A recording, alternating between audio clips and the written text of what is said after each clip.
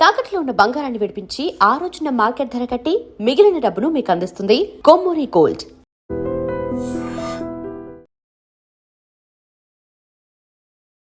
నమస్తే అమ్మా. నమస్తే తల్లి. అమ్మా, ఒకప్పుడుతో పోల్చుకుంటే ఇప్పుడు మన జీవన విధానం మారిపోయింది. అవునమ్మా. ఎందుకంటే ఆడామగ అందరం ఉద్యోగాలు చేస్తున్నాం. చిన్న పిల్లలు జస్ట్ 22, 23, 24 కల్లా క్యాంపస్లో సెలెక్ట్ అయిపోయి 5 అంకెల జీతాలకు వెళ్ళిపోతున్నారు కదా. లైఫ్ స్టైల్ మారిపోయింది. దీంతో పాటు ఖర్చులు కూడా పెరిగిపోయినాయి. ఒకప్పుడు ఎట్లా ఉండేదంటే మనం ఇంత సంపాదిస్తే అందులో కొంచెం ఒక పావు వంతైనా మనం పొదుపు చేసుకోవాలి, నెక్స్ట్ మనం సేవ్ చేయాలి, మన పరిస్థితులకి అనుగుణంగా రేపు రోజున ఏమవుతుందో అనే ఆలోచన ఉండేది. కానీ అంత ఆలోచన ప్రజెంట్ ఉన్న జనరేషన్లో కనిపిస్తలేదేమో కొంతమందిలో అని అనిపిస్తూ ఉంది. అసలు పొదుపు యొక్క ఆవశ్యకత ఏంటి? ఒకప్పుడు ప్రభుత్వ పాలసీ ఒకటి ఉండేదమ్మా, పొదుపు జీవితానికి మదుపు అని. ఆ స్లోగన్తో వచ్చేది. ఒక మాట చెప్తారు, పొదుపు చేసింది సంపాదన కింద అని లెక్క. అదే సంపాదన, అదే సంపాదన, అంతే కదా. ఇప్పుడు ఖర్చు పెట్టకపోవడం సంపాదన కింద లెక్క కాదా? అంతే. నువ్వు ఖర్చు చేయలేదు, నీకు 10 రూపాయలు 100 రూపాయలు అనుకుందాం. మా స్థాయి అంతకు మించి అట్లా 5 అంకెలు రావట్లా.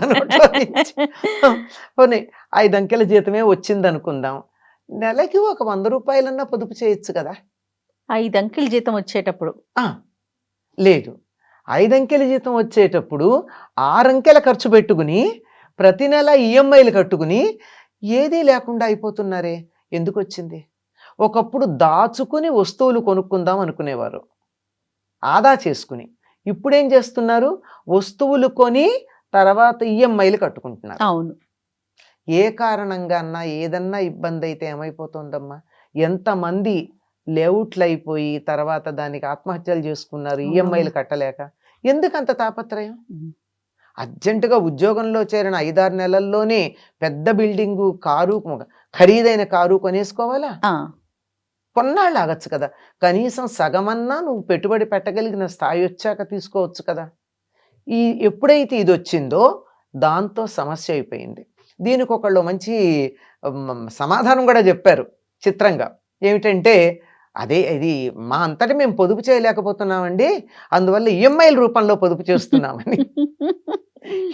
నిజమేనా అని ఆలోచించాలి. ఎందుకంటే రేపు కట్టగలమా లేదో తెలియదు. ఇవేమీ ప్రభుత్వోద్యోగాలు కాదు. ప్రస్తుతం మీరు అన్నటువంటి బోలెడు జీతాలు వచ్చేటటువంటి వాళ్ళవి ఏవి కూడా ప్రభుత్వోద్యోగాలు కాదమ్మా. అమ్మా, morning hire and evening fire ఉద్యోగాలు ఇవి. కరెక్ట్, అంతే కదా. అదే అంతే. అట్లాంటప్పుడు భద్రత ఏది? నువ్వు భద్రతకి కొంచెం ఉంచుకుని ఆ తర్వాత నీ ఇష్టం వచ్చినట్టు ఖర్చు పెట్టుకో, సమస్య ఏం లేదు. అది చిన్నప్పుడు ఇవి నేర్పించడానికి ఆ పిగ్గీ బ్యాంక్స్ అవన్నీ పెట్టేవారు. కిడ్డీ బ్యాంక్స్, పిగ్గీ బ్యాంక్స్ పెట్టి అమ్మా నాన్నలే కొంచెం డబ్బిచ్చి నువ్వేదన్నా ఒకటి కొనుక్కు తెచ్చుకో, చిల్లరిందులోవి. అబ్బా ఎంత ఉండేదమ్మా, 10 పైసలు వేస్తే చాలా గొప్ప. ఒకప్పుడు వాళ్ళు పావలానో ₹1 ఇచ్చేవాళ్ళు. వెళ్ళి అంతకన్నా దానికే కావాల్సిందో దొరికేది ఏదో తినడానికి. ఎందుకమ్మా, నాకు తెలుసు ఇంట్లో ఉండే గృహిణీలు కూడా వాళ్ళకి నెలవారీ ఖర్చులు ఇస్తే అందులోంచి కాస్త దాచుంచి దాన్ని కొన్ని రోజుల పాటు, కొన్ని సంవత్సరాల పాటు దాచి పెద్ద మొత్తంలో వచ్చాక ఏదైనా ఒక వస్తువు కొనుక్కోవటము అలా చేసేవాళ్ళు కదమ్మా. మన వాళ్ళు ఒక మాట ఉంది కదా, పోపులు పెట్టి దొరుకుతుంది చిల్లర అనేసి. అంటే వాళ్ళు అట్లా దాచుకుంటారని. అట్లా ప్రతిదీ కూడా దాచిపెట్టడం. ఈ కాస్తలో ఏమవుతుంది అని ఒక మాట అంటారు, కానీ ఒక్క చినుకు లేనిదే, ఒక్క చినుకుతోనే మొదలవుతోంది మొత్తం ప్రవాహం అంతా కూడా. ఎక్కడ మొదలవుతుంది? మనం గనక వెళ్ళి చూసినట్టే మహానదులు పుట్టినటువంటి చోట ఎక్కడండి? నేల చెమరుస్తుంది, అంతే. చెమర్చుతుంది, మన ఒంటి మీద చెమట ఉన్నట్టు ఉంటుంది. అది కొద్ది ఎక్కువై ఒక బిందువు అవుతుంది. అట్లా 5-6 బిందువులు కలిసి వస్తాయి. అవి అలా కలిసి కలిసి కలిసి కలిసి కలిసి సముద్రం దగ్గరికి వచ్చేప్పటికి ఎంత ఉరవళ్ళు పరవళ్ళు తొక్కుతుంది. కనుక పొదుపు చెయ్యడం అన్నది చాలా అవసరం. ఎలా? అన్నిటికీ పొదుపు ఉండాలమ్మా. దేనికి పొదుపు అంటాం? డబ్బు ఒకటి కదా, మాటకు కూడా పొదుపుగా వాడాలి. పొదుపుగా వాడిన మాటకు ఉన్నటువంటి శక్తి విచ్చలవిడిగా మాట్లాడితే ఉండదమ్మా. ఎప్పుడు వాగుతూ ఉంటారు, వాళ్ళ మాటకి విలువే లేదు. ఏది పడితే అది మాట్లాడతారు. ఏది పడితే అది మాట్లాడతారు. వాళ్ళ నోట్లోంచి నిజం వచ్చినా ఎవరు నమ్మరు. Number correct. నిజం మాట్లాడిన అవసరానికి అడిగినా ఎవరు నమ్మరు. కనుక ఎప్పుడూ మాట్లాడని వాళ్ళు ఒక్క మాట మాట్లాడితే అది మంత్రంలాగా పనిచేస్తుంది. కరెక్ట్. చేత పొదుపు అన్నది మాట దగ్గర నుంచి, డబ్బు దగ్గర నుంచి, వస్తువు దగ్గర నుంచి జాగ్రత్తగా ఉండాలి. వస్తువు కూడాను. వస్తువు చాలా జాగ్రత్త. ఎందుకు పొదుపు చెయ్యాలి, ఎందుకు వస్తువుని పొదుపుగా వాడాలి అంటే, నువ్వు దేన్నైనా తయారు చేయగలవా? ఒక్క మెతుకు నువ్వు పండించగలవా? కొన్ని మెతుకు అంటే తెలియట్లేదు. మొన్నెవరో చెప్తున్నారు, వరి పొలాలు చూపిస్తే ఇవేనా అండి బియ్యం చెట్లు అని అడిగారు. బియ్యం చెట్లు. బియ్యం చెట్లు అంటే వాళ్ళకి వరి అంటారని, వడ్ల గింజలు ఉంటాయని, వడ్ల గింజల్లోంచి బియ్యం వస్తాయని తెలియదు అనమాట. అలా పెరుగుతున్నారు బియ్యం. మరి ఒక్క బియ్యం గింజ నువ్వు తయారు చేయగలవా? పోని కొనుక్కొచ్చావు, నువ్వు బియ్యం గింజను మెతుగ్గా తయారు చేయగలవా? ఎవరో సహాయం కావాలి కదా. ఖచ్చితంగా. వడ్ల గింజలోంచి బియ్యం గింజ తేగలవా? ఎంత కష్టపడితే నీ కంచంలో ఒక అన్నం మెతుకొచ్చింది. ఎంతమంది ఎంత కష్టపడ్డారు. పొలం దున్నడం దగ్గర నుంచి నీ కంచంలో మెతుకు రావడం దాకా ఎంతమందో శ్రమ పడితే వచ్చింది. దాన్ని నువ్వు వృధా చేసావంటే నీకు వారందరి పట్ల గౌరవం లేనట్టేనా? అవునమ్మా. అందువల్ల పొదుపు చెయ్యాలి. అందువల్ల ఏ వస్తువు నువ్వు తయారు చేయలేవు గనక, ఎవరో తయారు చేసిన దాన్ని వాడుకుంటున్నావు గనక చాలా జాగ్రత్తగా వాడుకోవాలి. వృధా చెయ్యకూడదు. వృధా చేయడం అలవాటైనటువంటి వాళ్ళకి దేన్నైనా వృధా చేయడం మొదలవుతుంది. జీవితాన్ని కూడా వృధా చేసుకుంటారు.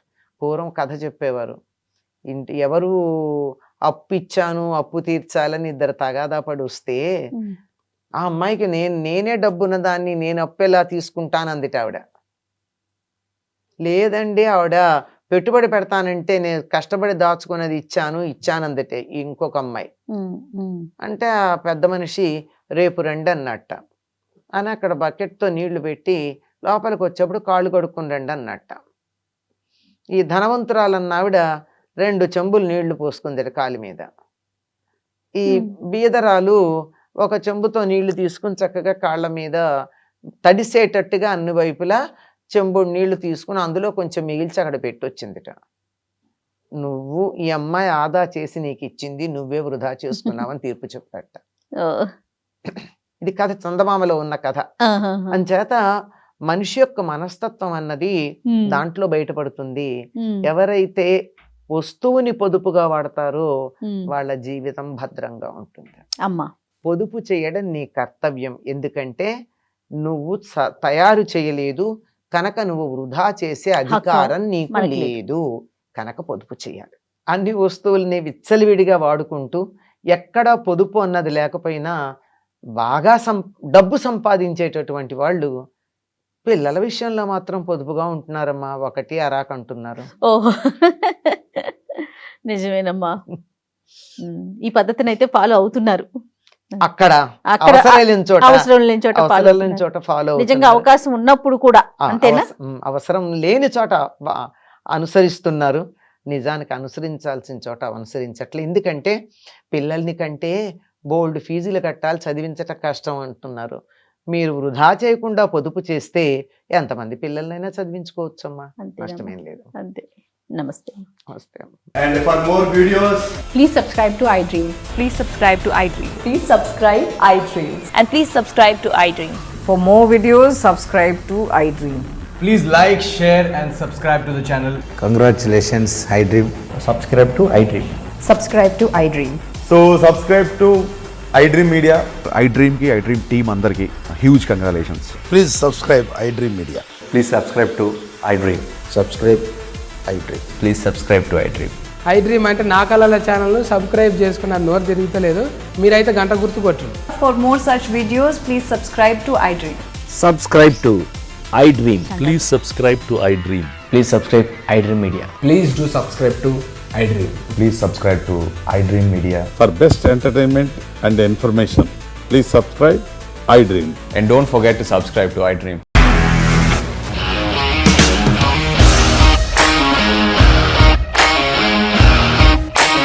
ఇండస్ట్రీలో కమిట్మెంట్ ఇష్యూస్ వస్తే నీకు కూడా వచ్చినట్టు. మార్నింగ్ తీసుకెళ్ళాలంటే కొట్టి పడేస్తారు.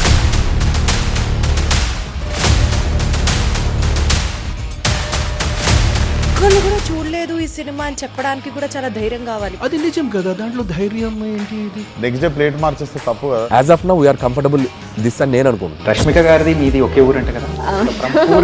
నీకు కోపం వచ్చిందంటే బాగా తిట్టేత్తరా? తిట్టేద్దామండి.